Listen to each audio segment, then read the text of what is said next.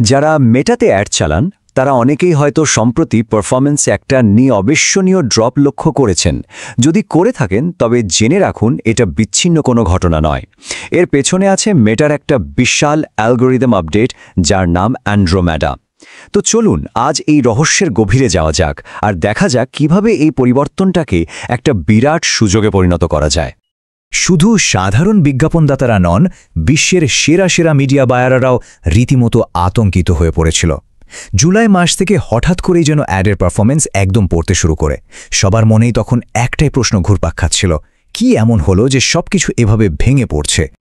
কিন্তু এখানেই আসল মজাটা, যখন বেশিরভাগ বিজ্ঞাপনদাতাই সমস্যাটা নিয়ে হিমশিম খাচ্ছে, তখন এই চ্যালেঞ্জটাকে কিন্তু কাজে লাগানো যেতে পারে। প্রতিযোগীদের থেকে কয়েক ধাপ এগিয়ে যাওয়ার এটাই সেরা সুযোগ। চলুন দেখি এই সংকটকে কিভাবে সম্ভাবনায় পরিণত করা যায়। এই পুরো ব্যাপারটা আমরা 5টা ধাপে বোঝার চেষ্টা করব। প্রথমে আমরা দেখব অ্যান্ড্রোমেডা নিয়ে যে আতঙ্কটা তৈরি হয়েছে সেটা আসলে কি। তারপর আমরা সেই একটা মৌলিক পরিবর্তন নিয়ে কথা বলবো যা সবকিছু বদলে দিয়েছে। এরপর আমরা দেখব আমাদের কৌশলে একটা নতুন কিভাবে যোগ করতে হবে, গ্রাহকের 4টা ভিন্ন মানসিকতা কিভাবে বুঝতে হবে, এবং সবশেষে এই নতুন বাস্তবতার জন্য একটা সম্পূর্ণ নতুন ক্যাম্পেইন প্লেবুক তৈরি করব। তো চলুন শুরু করা যাক সেই আতঙ্কটা দিয়েই। জুলাই মাসের দিকে বিজ্ঞাপনদাতারা হঠাৎ করেই তাদের অ্যাডের পারফরম্যান্সে এক বিশাল ধস দেখতে পান। ব্যাপারটা এতটাই আকস্মিক ছিল যে প্রায় সবাইকেই দিশেহারা করে দিয়েছিল। এই পারফরম্যান্স ড্রপের পেছনের কারণটা কিন্তু সাধারণ কোনো আপডেট ছিল না। এটা ছিল মেটার প্রযুক্তিতে এক যুগান্তকারী পরিবর্তন। তারা তাদের এআই ক্ষমতাকে আগের চেয়ে প্রায় 10,000 গুণ বাড়িয়ে ফেলেছে, যা তাদের পুরো বিজ্ঞাপন সিস্টেমের ইঞ্জিনটাকেই আমূল বদলে দিয়েছে। এখন আমরা সবচেয়ে গুরুত্বপূর্ণ অংশে চলে এসেছি। এই আপডেটের ফলে বিজ্ঞাপন দেখানোর পদ্ধতিতে একটা মৌলিক পরিবর্তন এসছে, যেটা বোঝাটা এখন সবচেয়ে জরুরি। এই স্লাইডটাই হলো পুরো আলোচনার কেন্দ্রবিন্দু। আগে কি হতো, মেটা একটা অ্যাড দেখে ভাবত এই অ্যাডের জন্য সঠিক দর্শক কারা হতে পারে। কিন্তু এখন মেটা একজন ব্যক্তিকে দেখে ভাবে এই ব্যক্তির জন্য ঠিক এই মুহূর্তে কোন অ্যাডটা সবচেয়ে পারফেক্ট হবে। মানে পুরো খেলাটাই ঘুরে গেছে। আরও সহজ করে বললে, অ্যান্ড্রোমেডা এখন প্রত্যেক ইউজারের জন্য যেন একজন পার্সোনাল অ্যাসিস্ট্যান্ট।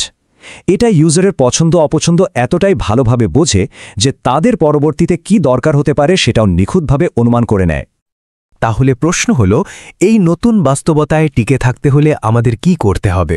উত্তরটা হলো, আমাদের পুরনো কৌশলে একটা নতুন স্তর যোগ করতে হবে। চলুন দেখি সেটা কি।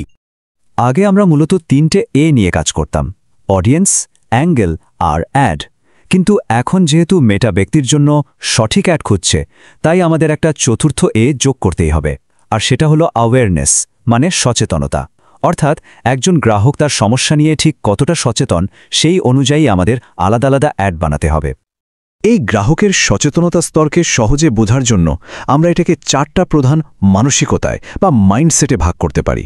এই ফ্রেমওয়ার্কটা সঠিক মেসেজ দিয়ে সঠিক অ্যাড তৈরি করতে দারুণভাবে সাহায্য করবে। এখানে দেখুন, 4টা মাইন্ডসেট হল ইনডিফারেন্ট বা উদাসীন, ফ্রাস্ট্রেটেড বা হতাশ, ওপেন বা উন্মুক্ত এবং রেডি মানে প্রস্তুত। উদাসীন গ্রাহকের তার সমস্যা সম্পর্কে কোনো ধারণাই নেই, তাই আমাদের লক্ষ্য হল তার মনোযোগ আকর্ষণ করা। হতাশ গ্রাহক সমস্যাটা জানে কিন্তু সমাধান জানে না, তার সাথে একাত্ম হতে হবে। উন্মুক্ত গ্রাহক সমাধান খুঁজছে, তাকে শিক্ষিত করতে হবে। আর প্রস্তুত গ্রাহক কেনার দ্বার প্রান্তে, তাকে কনভার্ট করতে হবে। প্রথমে আসা যাক উদাসীন দর্শকদের কাছে। তারা হয়তো জানেই না যে তাদের কোনো সমস্যা আছে বা সেই সমস্যার কোনো সমাধান থাকতে পারে। তারা শুধু বিনোদনের জন্য স্ক্রল করে চলেছে। আমাদের প্রথম এবং একমাত্র কাজ হলো তাদের সেই স্ক্রলিং থামানো। এদের কাছে সরাসরি প্রোডাক্ট বিক্রি করার চেষ্টা করা মানেই কিন্তু টাকা নষ্ট।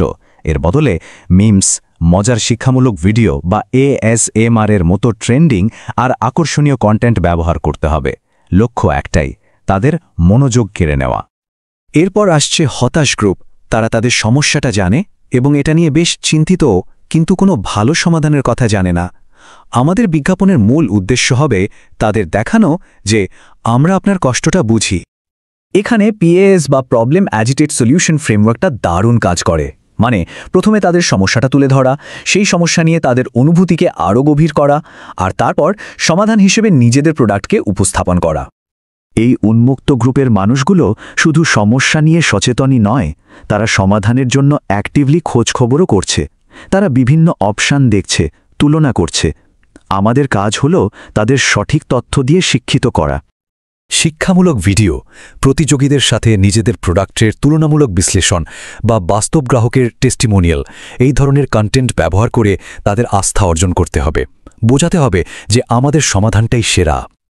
আর সবশেষে আসছে সেই গ্রুপটা যারা কেনার জন্য প্রায় তৈরি, তাদের শুধু শেষ একটা ধাক্কা দরকার।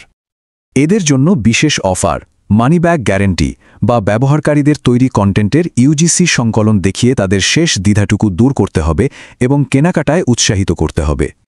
এতক্ষণ তো থিওরি নিয়ে কথা হলো, এবার চলুন দেখি বাস্তবে ক্যাম্পেইনটা সাজাতে হবে কিভাবে। এই নতুন বাস্তবতায় ক্যাম্পেইন স্ট্রাকচারটা কেমন হওয়া উচিত?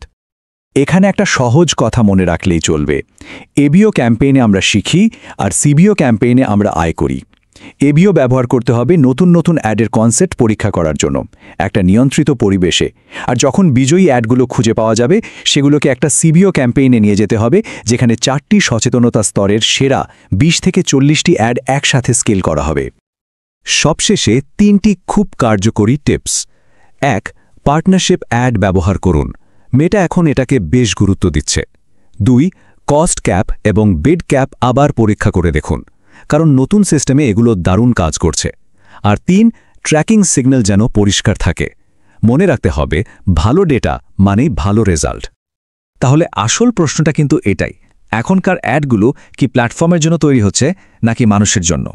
অ্যান্ড্রোমিদার এই নতুন যুগে পুরো ক্রিয়েটিভ কৌশলের সাফল্য কিন্তু এই একটা প্রশ্নের উত্তরের উপরই নির্ভর করছে।